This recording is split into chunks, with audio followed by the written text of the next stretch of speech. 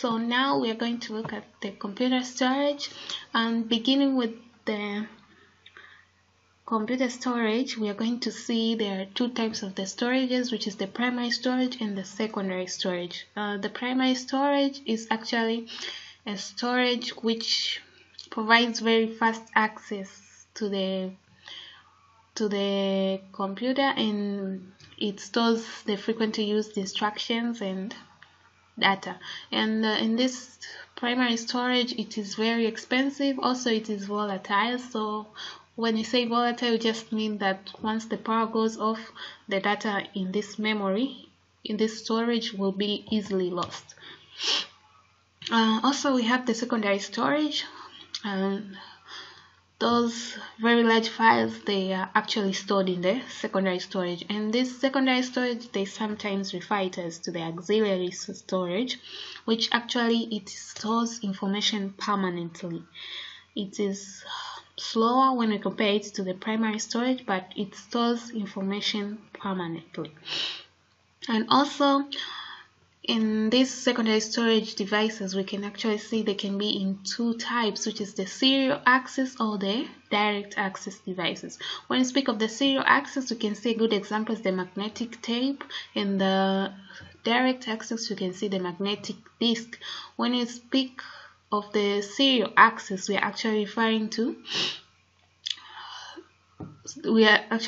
these devices which enable us to access the data stored in them sequentially. That is, a good example is those magnetic tape devices, those tapes which were used a long time ago, where if you want to get a song, you have to follow the sequence. You can't just go to the song number 5 without following the sequence. So you have to go from song number 1, 2, 3 till 5.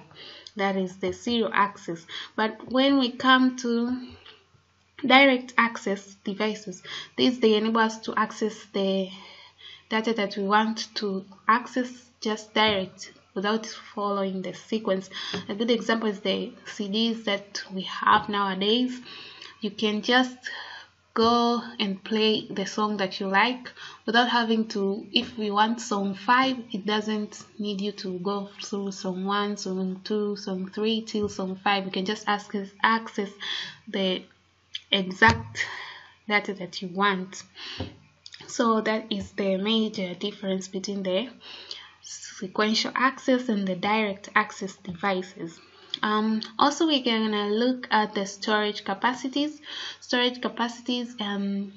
This is actually the size in which files are measured, and as you can see there, the lowest is the bits and the highest is the terabytes.